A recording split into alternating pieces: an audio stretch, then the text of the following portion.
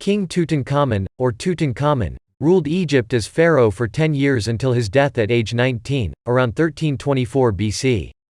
Although his rule was notable for reversing the tumultuous religious reforms of his father, Pharaoh Akhenaten, Tutankhamun's legacy was largely negated by his successors.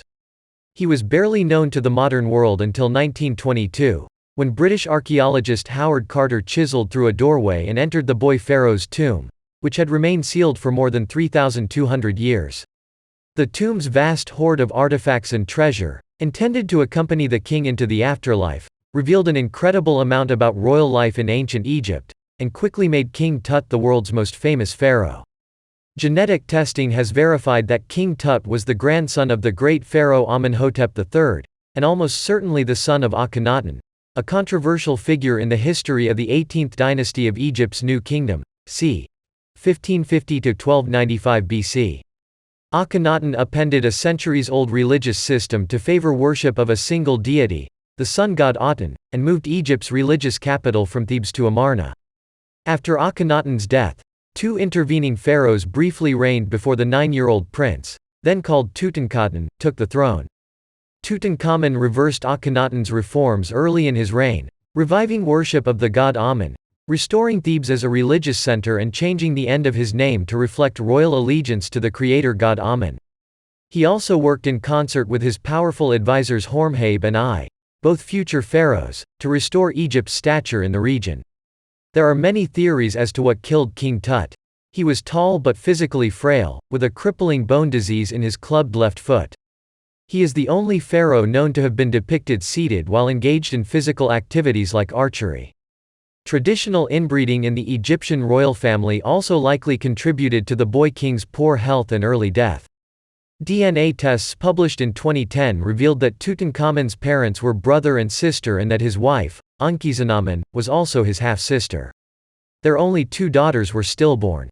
Because Tutankhamun's remains revealed a hole in the back of the skull, some historians had concluded that the young king was assassinated, but recent tests suggest that the hole was made during mummification.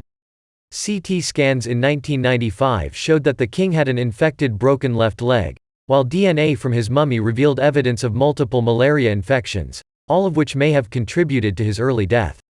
After he died, King Tut was mummified according to Egyptian religious tradition, which held that royal bodies should be preserved and provisioned for the afterlife. Embalmers removed his organs and wrapped him in resin-soaked bandages. A 24-pound solid gold portrait mask was placed over his head and shoulders, and he was laid in a series of nested containers, 3 golden coffins, a granite sarcophagus and 4 gilded wooden shrines, the largest of which barely fit into the tomb's burial chamber. Because of his tomb's small size, historians suggest King Tut's death must have been unexpected and his burial rushed by I, who succeeded him as pharaoh. The tomb's antechambers were packed to the ceiling with more than 5,000 artifacts, including furniture, chariots, clothes, weapons and 130 of the lame king's walking sticks. The entrance corridor was apparently looted soon after the burial, but the inner rooms remained sealed. The pharaohs who followed Tut chose to ignore his reign, as despite his work restoring Amun, he was tainted by the connection to his father's religious upheavals. Within a few generations, the tomb's entrance had been clogged with stone debris, built over by workmen's huts and forgotten. By the time he discovered Tutankhamun's tomb in 1922, British archaeologist Howard Carter had been excavating Egyptian antiquities for 3 decades. At the time of the discovery, archaeologists believed that all the royal tombs in the Valley of the Kings, across the river from ancient Thebes, had already been cleared. Excitement about the new tomb, the most intact ever found, quickly spread worldwide. It took Carter and his team a decade to catalog and empty the tomb. Artifacts from King Tut's tomb have toured the world in several blockbuster museum shows, including the worldwide 1972-79 inches Treasures of Tutankhamun exhibitions. 8 million visitors in 7 U.S. cities viewed the exhibition of the golden burial mask and 50 other precious items from the tomb. Today the most fragile artifacts, including the burial mask, no longer leave Egypt.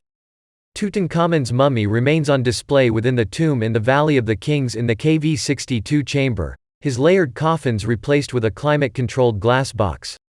His golden mask is on display at the Egyptian Museum in Cairo, but the Tutankhamen collection will eventually move to the Grand Egyptian Museum, or GEM, slated to open in 2020.